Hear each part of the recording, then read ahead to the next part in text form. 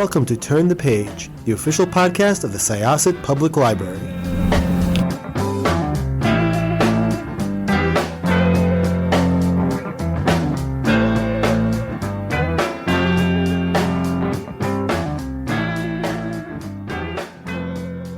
Hello, everyone, and welcome to Turn the Page. I am one of your hosts today, Jen, and I am joined by my colleague. Would you like to introduce yourself? Hey, I'm Jessikah. Nice to be here.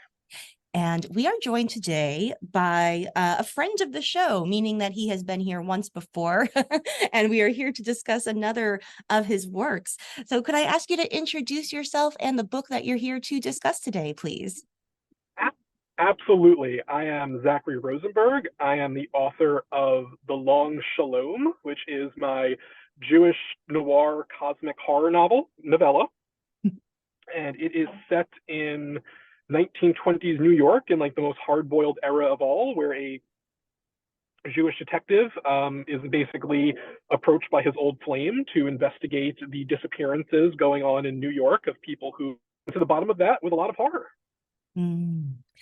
I love the genre blending here. There's like just so much fun stuff going on. So we talked to you in May about another sort of like weird horror inflected genre piece that we were just talking about before we started recording.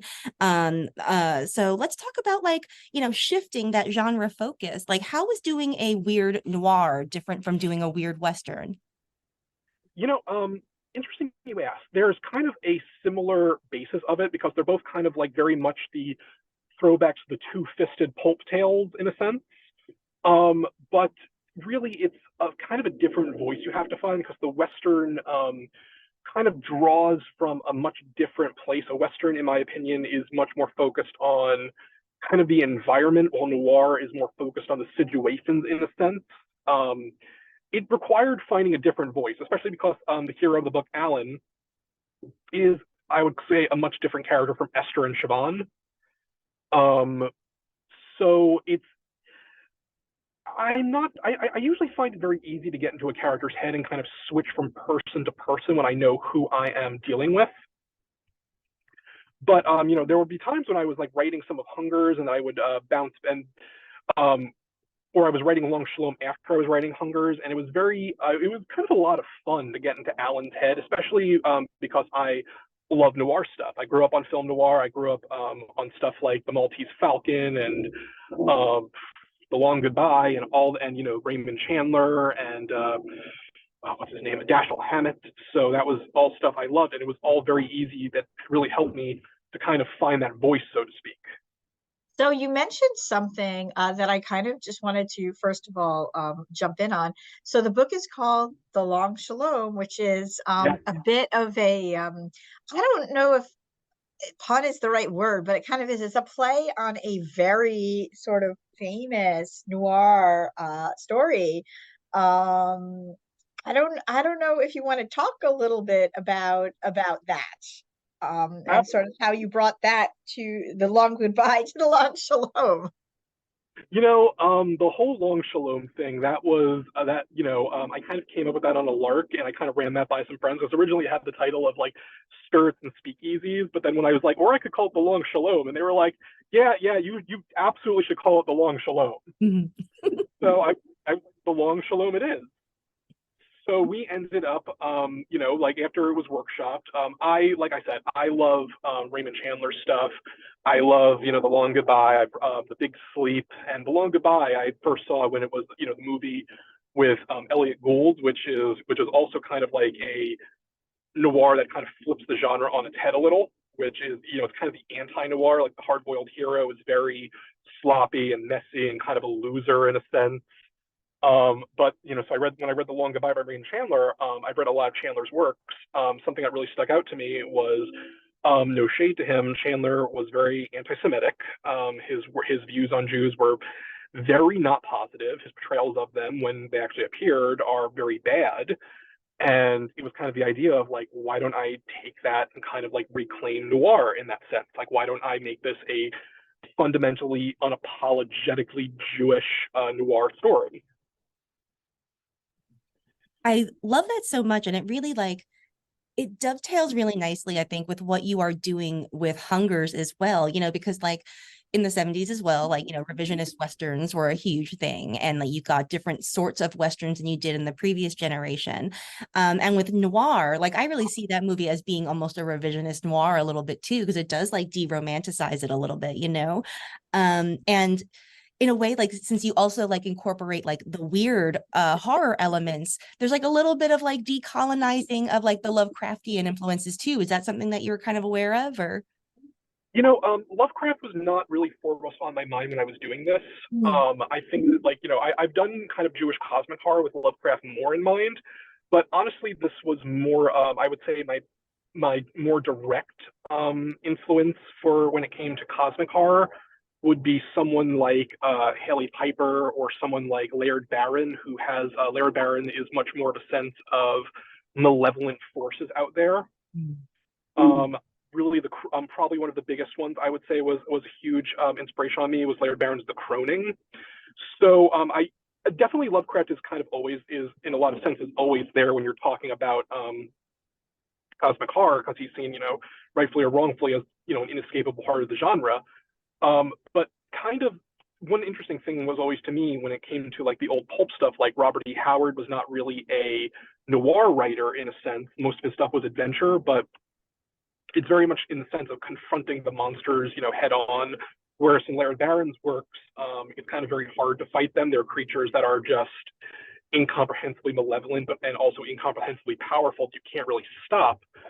So, kind of in my sense, was kind of like taking that, but also making it so the heroes are able to fight it, even if you have to contrive ways for them to do so. But it's kind of like the very sense of being Jewish is, in my opinion, endurance.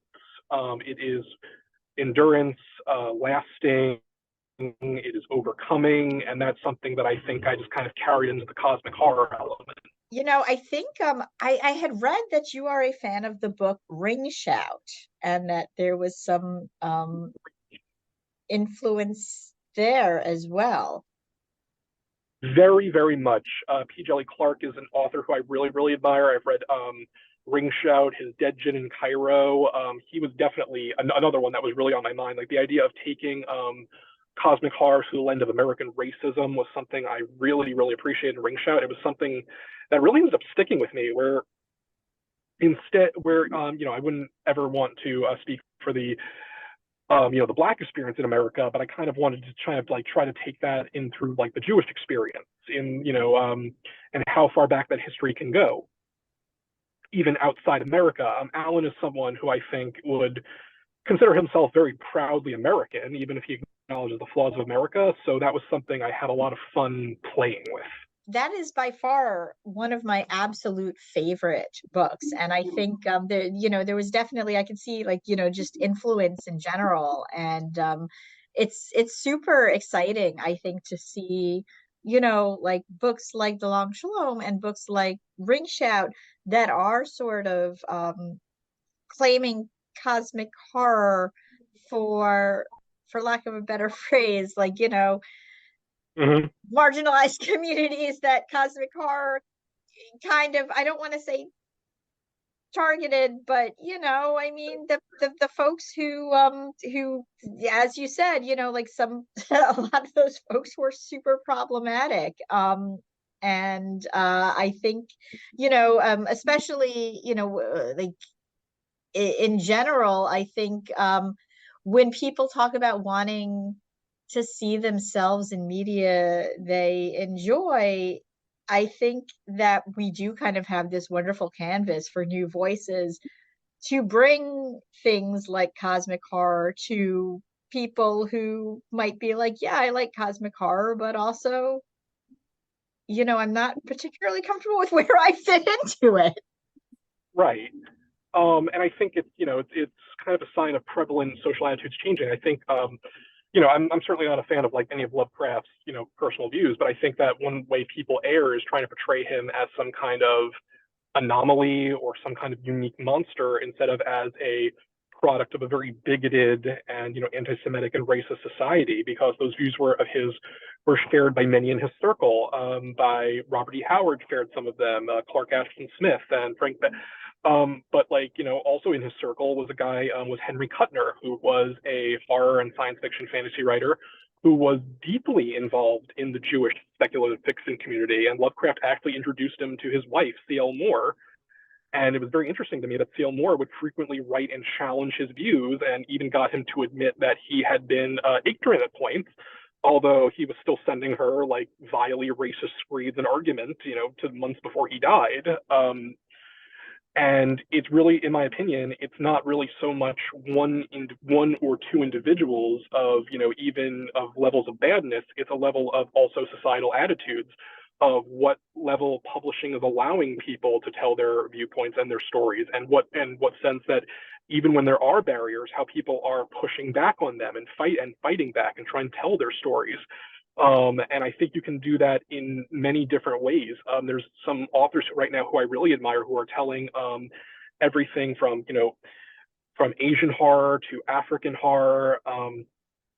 There are other writers who are telling Jewish horror. There was one author I read recently, Toby Ogundarin, who wrote a really, really fantastic Nigerian cosmic horror story called The Goatkeeper's Harvest, which I recommend everyone check out. That really just blew me away. And there's a lot that he's written by that. And when I try to write like Jewish cosmic horror, like I'm not always aiming for the sense of the Long Shalom where it's affirming. And I have one coming out right now in Chthonic Matter Quarterly that should be out, I think, next month, which is I'm really proud of it. It's called A Righteous Man, where it's a cosmic horror based upon the legend of the 36 righteous people in Judaism, where it's like these are 36 people who justify the existence of the world by just being good people. And like, let's take that, let's see how we can make it like cosmic horror, like what forces you to be righteous, who is the one who might like ensure the salvation of the world for that. But yeah, overall, I'm really, really satisfied with, I really think that there are differences with, how society is changing and and the stories that we are absolutely allowed to tell now. And I think that is a sign of immense progress. I don't think we're anywhere close to where we should be, but I believe it's getting better. I believe that more people are telling the stories. Absolutely. I would love to ask a question about this sort of like intersections of noir and horror that we kind of see here, because I'm curious about like what sort of like writing situations that created for you. So I think one of the reasons it works so well is because even when stuff gets real weird, the main characters remain very grounded and their relationship dynamics feel very grounded too. And I'm wondering how that sort of manifested in dialogue for you, because when you're writing noir, there is like a certain voice, that like you're inhabiting. And how do you work like with the strong genre voice like that while also creating like real characters and relationships? Does that like make sense? Yeah, you know what? It's always a matter of kind of keeping to the characters' heads and having them be true to themselves, and also kind of creating characters who are going to be able to handle these situations. People who are jaded, people like, with noir, I think that you need a level of jadedness in the writing. And noir needs to unfold in a certain manner. And it's so close to horror because part of the beauty of noir is the main character cannot know everything at the start. They have to figure it out. And horror is very much dependent on the unknown in a sense. Like horror has to slowly, not slowly, but it needs to unfold. There need to be thoughts. There need to be discoveries.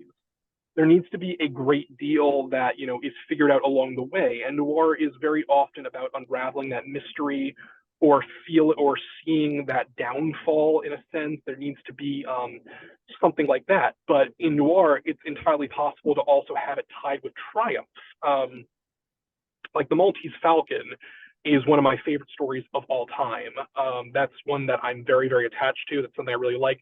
And you have that idea of the unknown is like, this whole thing starts with Sam Spade basically being roped along to the hunt for the Maltese Falcon. And we kind of uncover the mystery with Sam Spade. So I kind of wanted to recreate something like that with Alan, where Alan is plunged into it, not knowing like what he perhaps should to get into this.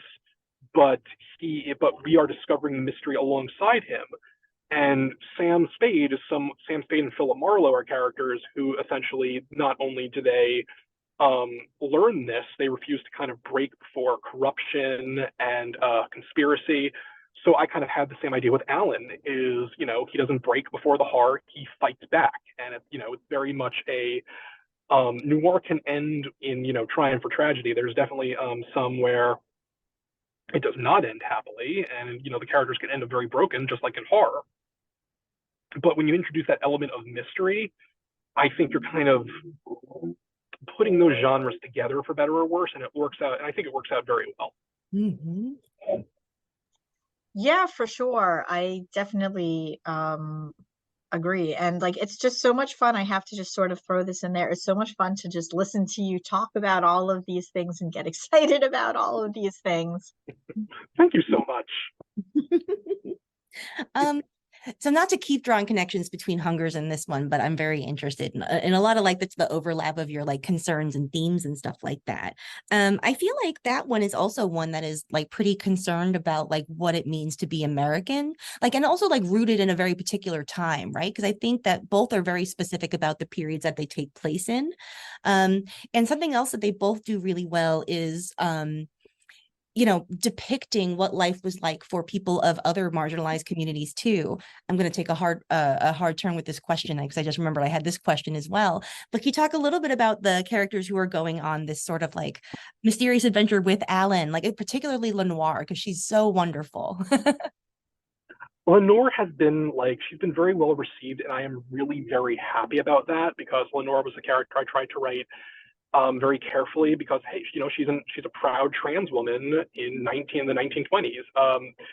There was, I honestly, when I was kind of researching it, there were, there were elements of LGBT communities that even back that far, and it was really only after the the Roaring Twenties had led to stiff things being a little more open. There was more term of expression. It was certainly nowhere near a modern day, 21st century, liberal community, but there was definitely some of it, and there wasn't any need for me to portray main characters who would be bigoted in that front because, hey, it's my playground, I'll do what I want.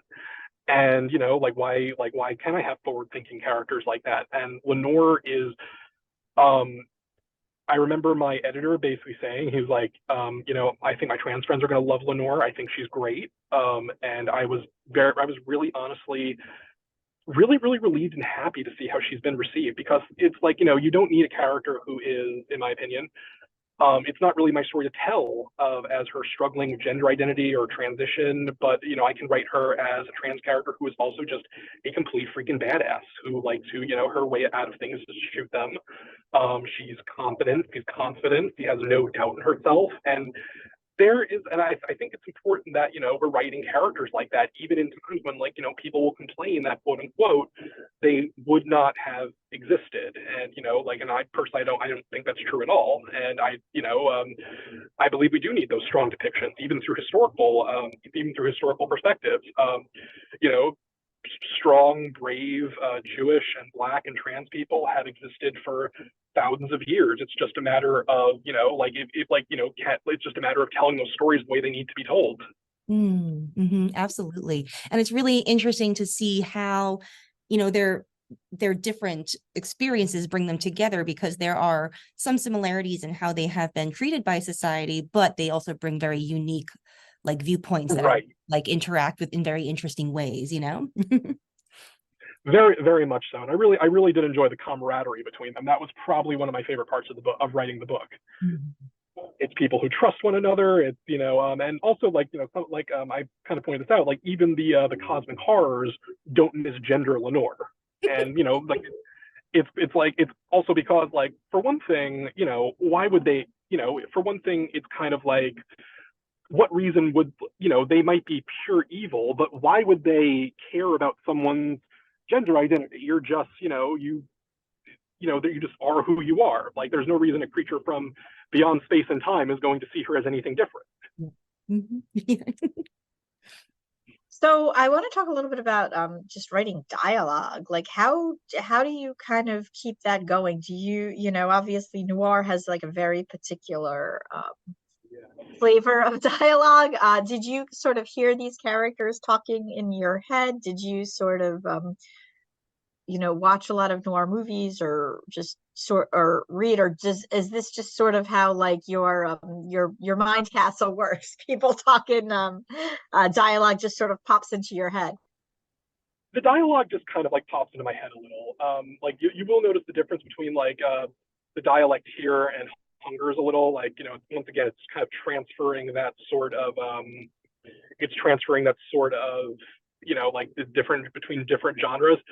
But really, it was really just imagining Alan talking like Humphrey Bogart sometimes, just like, with a strong accent. And the dialogue just really flowed from there. Like whenever I just imagined, like, I kind of assigned someone a different voice, and it was just really off to the races with that front. But the dialogue was something I just had up the last with. Some of it just kind of like flowed very, very easily when I had the idea of what I was writing, just like the back and forth, and like the some of like, what I hope were clever lines and exchanges between one another. That was probably some of the most fun I had.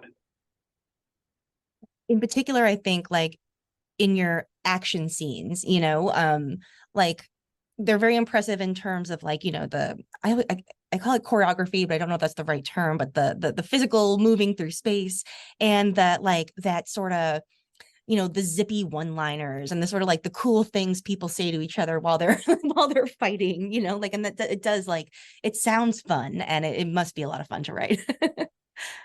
Oh, it totally is. Especially in Noir. I think my favorite line that was, Al, I'm getting real tired of people not knowing what me shooting them means. Would you kind of revisit these characters ever? That is 100% on my list. I've got like a really long list of like stuff I've got to write, but I do have an outline of something I want to do for like the Long Shalom too, which will have like a different title. I do have the longer Shalom? Like simple mishpaka. But no, I definitely have ideas for that I'm really like excited about. Like I have some ideas where I want to take the story. I have some ideas of like characters I want to introduce. Like there's one character who I'm not really so much a character, but like, a real person is Arnold Rothstein, who is a historical villain I am very fascinated with, just because of like,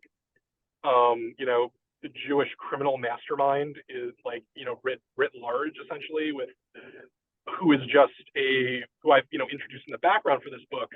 And I really have ideas of where I want to take the character and like his relationship with Alan, that I'm honestly really excited to write, more with the cosmology, more with Alan's character evolving, more of how that goes. There's a lot that I want to do with it. Like I think I can easily get like another 2, maybe 3 books in there. Ooh, that's so good to hear. Yeah, I'm particularly interested in this next one because I remember being like really sort of blown away and fascinated by Arnold Rothstein as a figure when I was watching Boardwalk Empire, because it was like, I mean, the writing on the show is great, and it was like a really fascinating performance from Michael Stuhlbarg too. So yes, please, we can talk about that one. I know, I don't want to like keep you hostage to our show constantly, but if you want to come back and talk about that one too. I will 100% keep you hostage to this show. I'm more than happy. Michael, it's funny you mentioned Michael Stuhlbarg. He did so much research for Arnold Rothstein that the writers would actually consult him for how Arnold Rothstein might have reacted to a situation.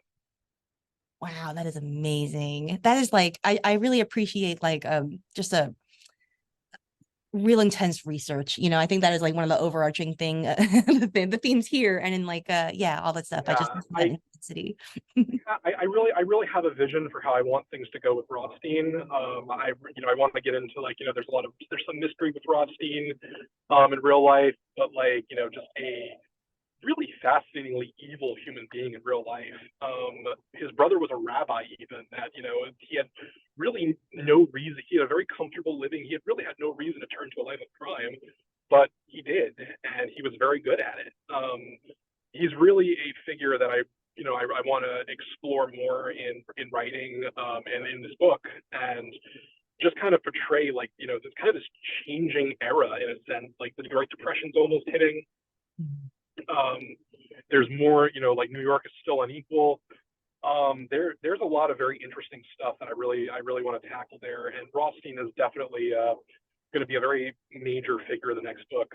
There's always one bit in Boardwalk Empire that sticks with me, is when they let Rothstein also be kind of a little more vulnerable. There's that bit where he loses a gambling match because he's genuinely a gambling addict, and the man he's facing is kind of treating him like with anti-Semitic slurs, misstating his last name. And it's like, for a moment, like, I end up feeling like, am I like feeling bad for this guy? Like, is this like a moment where this show is like wringing pity out of me for Arnold Rothstein?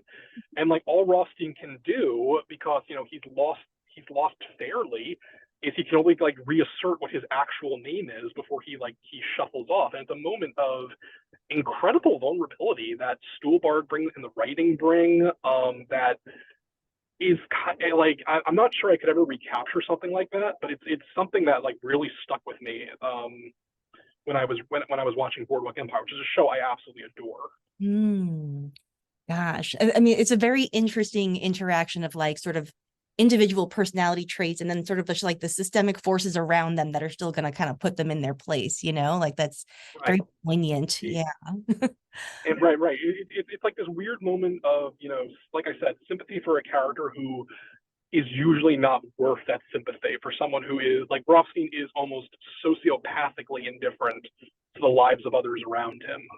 He is just a very ruthless and, occasionally cruel figure. Like, all he cares about is, the drug business and bootlegging and money. And it's like, I'm basically like, I have no, like, this character has no right to make me feel this sympathy for him, because someone is being anti-Semitic to him, but the performance and the writing are so powerful that that's exactly what happens.